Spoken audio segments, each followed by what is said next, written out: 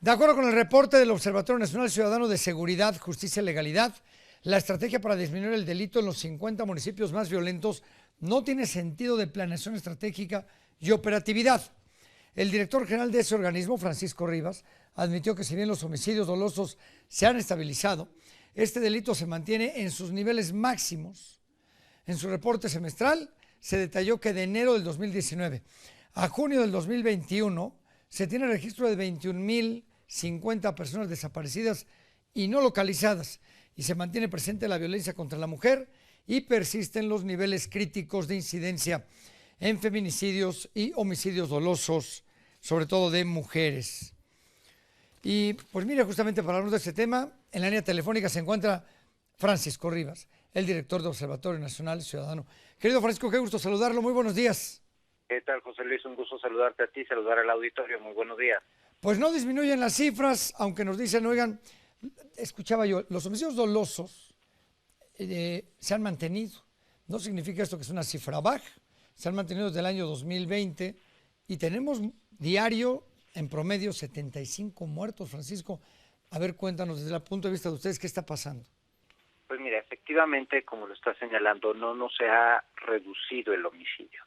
Tenemos un freno de la escalada de violencia. Hay que recordar que la violencia no inició con este sexenio, la violencia inició específicamente en el sexenio, o sea, se volvió a disparar en el sexenio de Peña Nieto después de 4 años y medio de muy buen desempeño, es decir, de todos los meses estuvo bajando.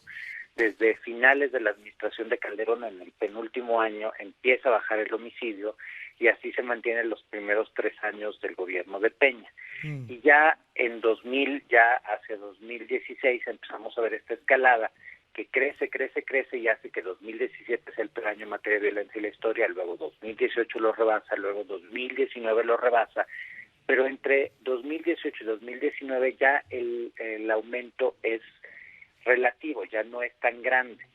2020 queda solo por debajo de 2019 en apenas un 0.4% menos de víctimas, o sea, prácticamente nada, no hay un movimiento sustancial. Y en la actualidad sí tenemos un 4% menos de víctimas si comparamos los primeros 6 meses de este año contra los primeros 6 meses del año anterior, pero tampoco llegaríamos a transformar el comportamiento del homicidio y tampoco pensaríamos que este año va a ser mucho mejor que el año pasado. Probablemente este año se quedará entre el segundo y el tercer peor año en materia de violencia en la historia. Tenemos 82 homicidios dolosos diariamente, 3 feminicidios.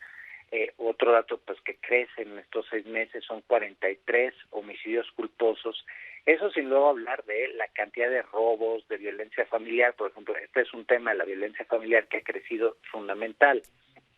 Por ejemplo, el año pasado, este año, tuvimos en promedio 713 carpetas de investigación que se iniciaron diariamente, y eso significa un incremento de 137 carpetas de investigación por día. O sea, el crecimiento es desmedido. Incluso para que pongamos en contexto, pues tenemos una víctima de homicidio doloso cada 15 minutos, es decir, en una hora, pues ya tenemos un acumulado de 4 víctimas más de homicidio doloso. O si hablamos de feminicidio, cada 8 horas tenemos un feminicidio en nuestro país, pese a que la mayor parte de homicidios dolosos de mujeres siguen sin investigarse bajo los protocolos de feminicidio, es decir, tenemos todavía un subregistro importante en los feminicidios, pero estos han seguido creciendo. Francisco, en el tema de los feminicidios ya me quisiera yo detener, y lo digo hasta el presidente de la República, el término de feminicidio es reciente y por eso ahora él asegura que se han incrementado las cifras. El feminicidio es estrictamente el asesinato de una mujer por un tema de género, ¿no? Es decir, por el hecho de ser mujer y yo te mato. Efectivamente, Pero se hay confunde criterios. ahora, ¿no, Francisco? Porque ahora, hace poquito, el asesinato de una niña de 4 años por parte de sus papás, bueno, del padrastro y de la mamá, y también se le califica como feminicidio.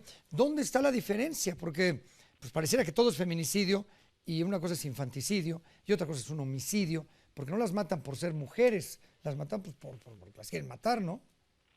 Pues mira, el ejemplo es, o sea, para que tú puedas definir si hay un feminicidio necesitas de criterios. Es inexacto lo que dice el presidente, que ahora suben porque no había registros antes o porque no existía el tipo penal. Efectivamente, el tipo penal es relativamente reciente, pero relativamente reciente estamos hablando de que este tipo penal se empezó a implementar en nuestro país a partir de 2012.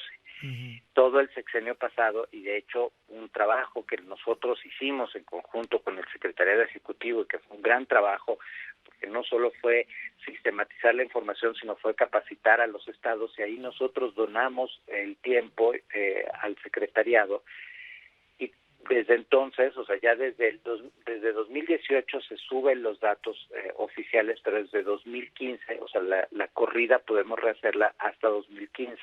Entonces es inexacto lo que dice el presidente.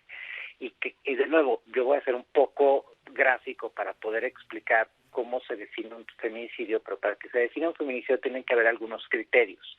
Primero, el homicidio tiene que estar acompañado de tortura. Segundo, tiene que estar acompañado de una violencia sexual. Tercero, tiene que haber historia previa de violencia en contra de la víctima. Claro. Y cuarto, tiene que haber algún tipo de exhibición del cadáver. Entonces, si se cumplen estos criterios, tú puedes definir si es un feminicidio. Si no, no se cumplen estos criterios. Vamos a pensar en el caso de un asalto que termina mal o un secuestro que termina mal.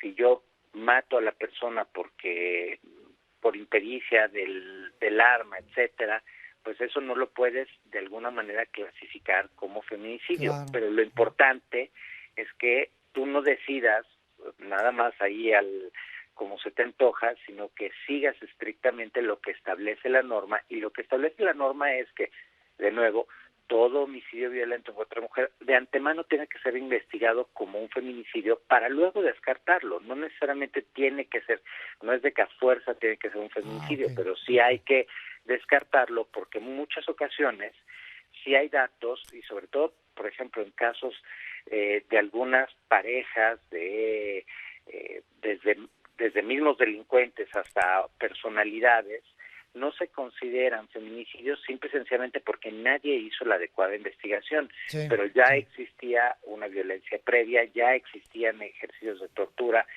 se ejecutó una tortura, etcétera. Y generalmente el feminicidio lo comete pues o el esposo o los familiares o el jefe o el amigo. No, el feminicidio rara vez se comete por parte de un desconocido. Pues Francisco, extraordinaria explicación para saber diferenciar esto y no catalogar todo como feminicidio cuando en muchos casos pues no se trata de esto, pero como bien señalas, por ahí empieza la investigación. Te mando un fuerte abrazo, señor, y muchísimas gracias.